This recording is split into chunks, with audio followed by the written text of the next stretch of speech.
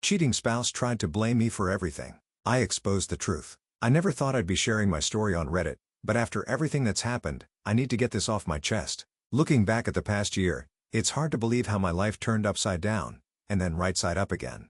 I'm James, 34, and until last year, I thought I had a pretty good life. I'd been married to Molly for 8 years.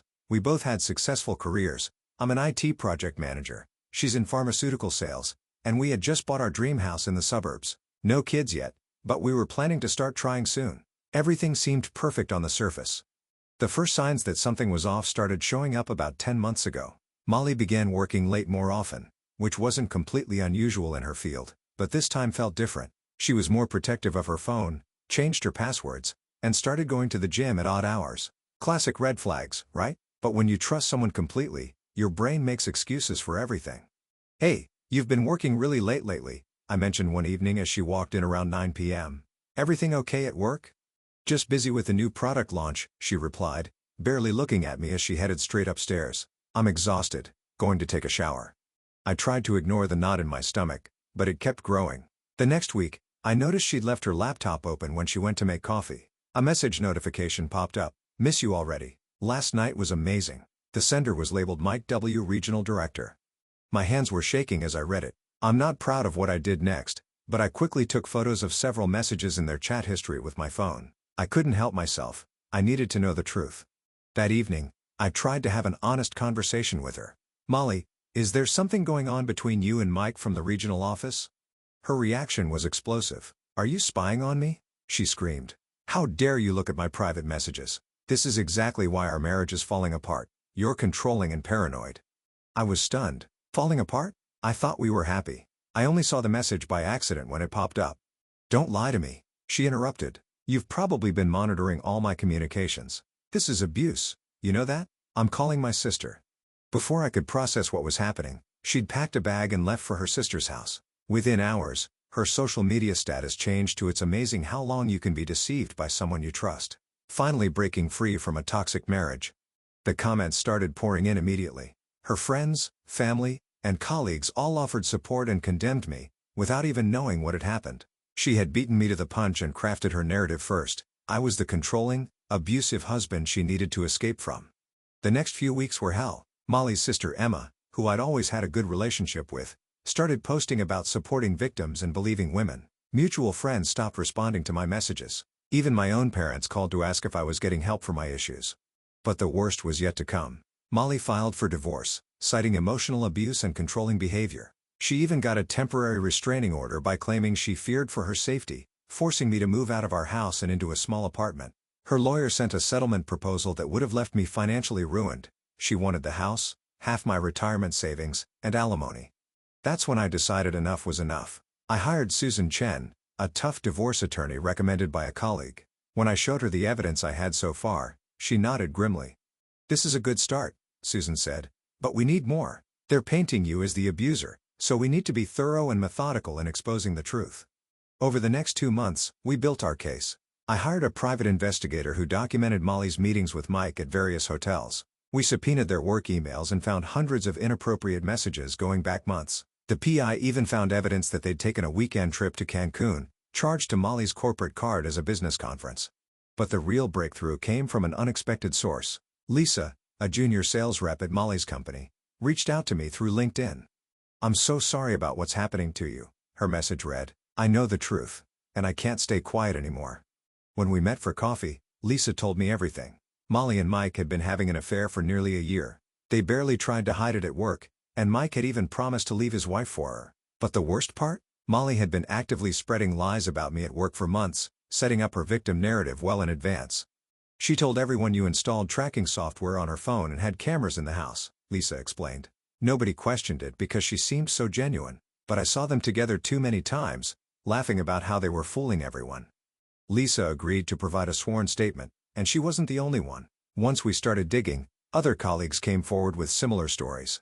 Mike's wife Beth reached out after discovering the affair on her end, and we shared evidence. It turned out Molly wasn't his first affair. He had a pattern of pursuing married subordinates. The day our counter-evidence was filed with the court was the day Molly's carefully constructed narrative began to crumble.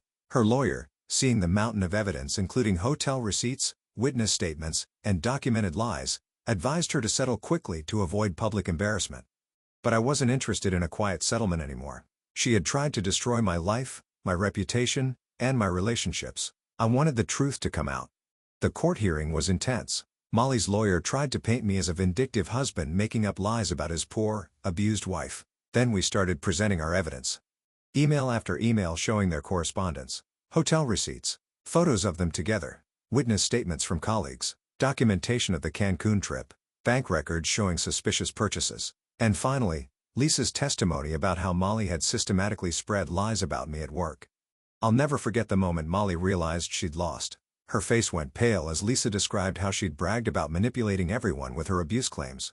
When Lisa quoted Molly saying, "James is so stupid, he'll never know what hit him. Everyone will believe me because I'm the wife," I saw several people in the courtroom shake their heads in disgust.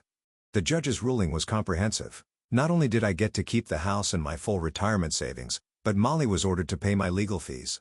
The judge specifically cited her deliberate campaign of defamation and abuse of the legal system in the ruling. But the professional and social fallout for Molly was even more severe. Once the truth came out, her carefully crafted image as the victim crumbled. Her company launched an internal investigation into both her and Mike's conduct. Within weeks, they were both terminated for violating company policies about workplace relationships and misuse of corporate funds. The social media tide turned dramatically. Friends who had shunned me reached out to apologize. Emma, Molly's sister, sent a long message expressing her shame at having participated in spreading lies about me. Even my parents apologized for doubting me. "We should have known better," my mom said, crying as she hugged me. "You've always been such a good person. We're so sorry we believed her lies." Molly tried to damage control, posting a vague apology on Facebook about mistakes were made on both sides and everyone has their own truth. The responses were brutal. Her own friends called her out for lying and manipulating them. Several commented that they could never trust her again. Mike's life imploded too. His wife Beth filed for divorce and got full custody of their kids after proving his pattern of inappropriate workplace relationships. He ended up moving to another state to escape the scandal. As for me, the whole experience was traumatic, but ultimately transformative. I learned who my real friends were. The ones who either stood by me or at least waited for all the facts before judging. My company was supportive throughout the ordeal, and I even got promoted during all this chaos. The healing process wasn't easy. I started therapy to deal with the trauma of being falsely accused and publicly shamed. My therapist helped me understand that Molly's behavior reflected her own issues, not any failure on my part. "Manipulators often accuse others of exactly what they're doing," she explained. "Molly accused you of being controlling because she was trying to control the narrative. She accused you of abuse because she was emotionally abusing you."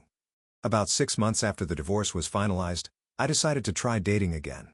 I was nervous at first, worried about trust issues, but then I met Rachel at a friend's barbecue. She was different from the start, honest, direct, and genuinely kind. When I finally told her my full story, her response was perfect. "That must have been horrible to go through," she said, squeezing my hand. "But I'm glad you trusted your gut and stood up for the truth."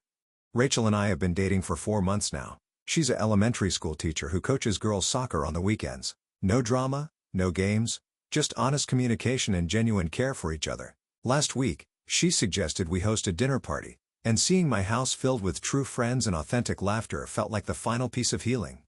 I sometimes run into people who knew us as a couple, and they often ask why I chose to fight so publicly instead of just walking away. My answer is always the same: the truth matters. Not just for me, but for everyone who might face similar false accusations. Staying quiet in the face of lies only empowers manipulators. Last I heard, Molly was trying to rebuild her life in another city. Someone told me she's working in real estate now, as no pharmaceutical companies would hire her after the scandal. I don't wish her ill, but I hope she's learned that truth has a way of coming out. As for me, I'm finally at peace. My reputation is restored, my career is thriving, and I'm building a new relationship based on honesty and trust. Sometimes the darkest moments in our lives lead us to exactly where we need to be. Looking back, I'm actually grateful for Lisa's courage in coming forward. Without her, Molly's lies might have prevailed. It taught me that while one person's betrayal can shake your faith in humanity, another person's integrity can restore it. To anyone going through something similar, don't let false accusations and gaslighting make you doubt yourself. Document everything, find good legal representation, and most importantly, hold on to your truth. The road to vindication might be long and painful, but your integrity is worth fighting for. And remember, karma has a way of working things out.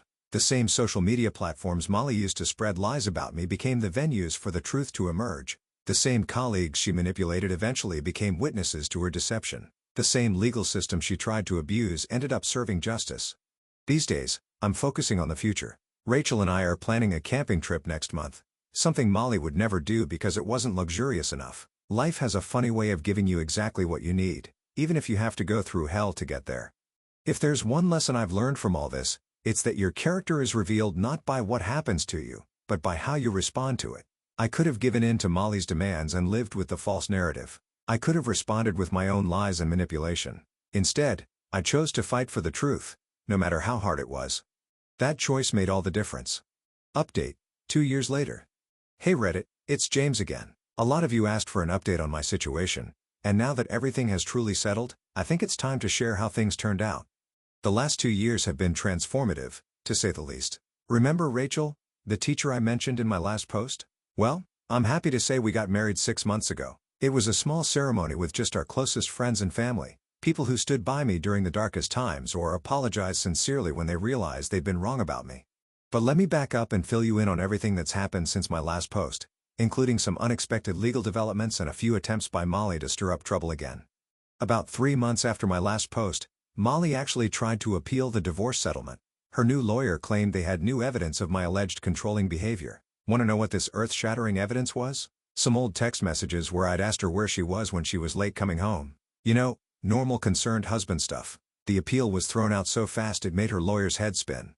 The judge wasn't just dismissive, she was angry. "Mrs. Wilson," she said to Molly, "this court has already established your pattern of false accusations and manipulation. These text messages show normal marital communication, and attempting to twist them into evidence of abuse is a waste of this court's time. If you file another frivolous appeal, you will face sanctions."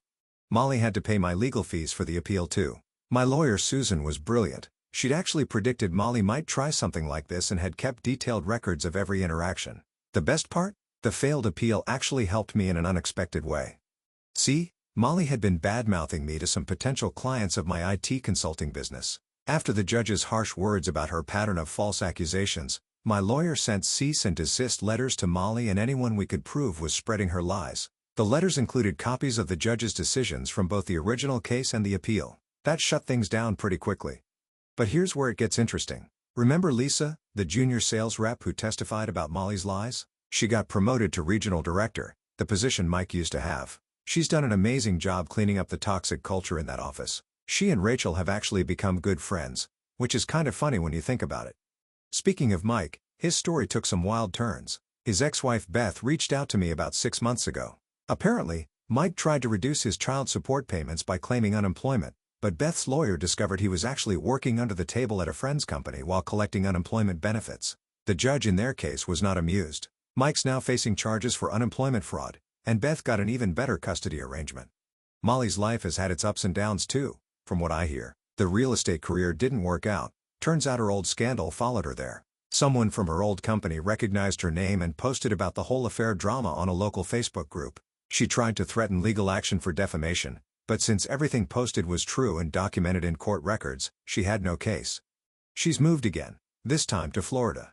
Last I heard, she's working in sales for a small company and dating some guy who owns a boat dealership. I only know this because she still occasionally tries to connect with mutual friends on social media, looking for ways to rebuild her old social circle. Most people just ignore her requests now.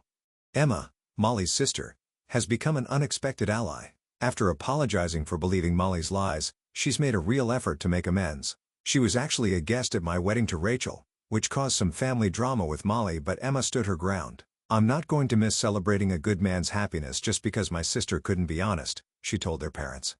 The professional fallout from the whole scandal had some interesting ripple effects. Molly and Mike's former company implemented strict new policies about workplace relationships and harassment. They now use my case as an example in their management training of how not to handle workplace relationships and the importance of investigating claims thoroughly before taking sides. Rachel and I bought a new house last year, sold the old one because it had too many bad memories. The new place is actually better, with a big backyard where we host regular barbecues for friends. Rachel's students even helped us plant a vegetable garden, which has become her pride and joy. Our relationship is everything my marriage to Molly wasn't. We have total phone transparency, not because we snoop, but because we have nothing to hide. When Rachel works late, Parent-teacher conferences can run long. She sends me a quick text to let me know. Not because I demand it, but because that's what caring partners do. The therapy I mentioned in my last post really helped me process everything. My therapist helped me understand that Molly's behavior wasn't about me at all. It was about her own issues with honesty and responsibility. The experience made me stronger, not bitter. Rachel says that's one of the things that attracted her to me, that I could go through something like that and come out kind instead of cynical. One of the biggest lessons I've learned is about the importance of having a good support system. The friends who stuck by me during the accusations, the colleagues who spoke up with the truth, my lawyer who believed in me, and even strangers on Reddit who offered support, they all played a part in helping me get through it. I've also learned a lot about standing up for yourself the right way. Not with anger or revenge, but with truth and dignity. When Molly tried to appeal the divorce settlement, I could have gotten angry and lashed out. Instead, I let the legal system do its job and focused on building my new life. My company has been incredibly supportive throughout everything. Remember that promotion I mentioned in my last post? I've been promoted again since then. My boss actually cited my handling of the personal crisis as evidence of my character and judgment. Anyone who can stay professional and focused while dealing with what you dealt with is someone I want in leadership, he said. Rachel and I are talking about starting a family soon. After everything that happened with Molly, I was nervous about making big life commitments again. But Rachel helped me see that being afraid to live your life because of past hurts is letting the wrong person win twice. We're planning to start trying for a baby next year. The support group I joined during my divorce, which I hadn't mentioned before, has asked me to become a peer counselor. I'm now helping other people who are dealing with false accusations and gaslighting in their relationships. It feels good to turn my negative experience into something positive that helps others. Last month, I ran into Molly's old friend Katie at the grocery store. She'd been one of the people who'd initially believed Molly's lies and had written some pretty nasty things about me on Facebook. She looked uncomfortable when she saw me, but I decided to be the bigger person and say hello. She broke down crying right there in the produce section, apologizing for not questioning Molly's story more carefully. I should have known better, she said. Molly had always been dramatic about her exes, claiming they were all abusive or crazy. I should have seen the pattern. I told her what I've learned to tell everyone who apologizes for believing Molly's lies. We all want to support victims of abuse, and that's a good thing. The people who lie about abuse are the ones who make it harder for real victims to be believed. You were trying to do the right thing with the information you had. Rachel and I have started a tradition of hosting a truth and gratitude dinner every year on the anniversary of my divorce settlement.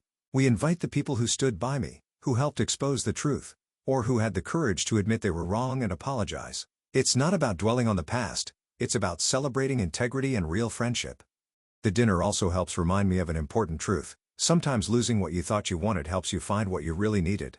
My marriage to Molly was based on appearances and lies. What I have with Rachel is built on honesty, mutual respect, and real love. Looking ahead, I'm excited about the future in a way I never was with Molly. Rachel and I are planning to open a small educational consulting business together, combining my IT knowledge with her teaching experience to help schools integrate technology effectively. It's something we're both passionate about, and working together feels natural and right. I still get messages sometimes from people who read my original post, asking for advice about similar situations. My advice is always the same. Document everything, get good legal representation, and never let anyone make you doubt your own truth. Fighting back against lies isn't about revenge, it's about standing up for what's right. The whole experience taught me that karma isn't about waiting for bad things to happen to bad people. It's about living your life with integrity and letting the truth speak for itself. Molly tried to destroy my life with lies, but instead, she just cleared the way for me to build a better one.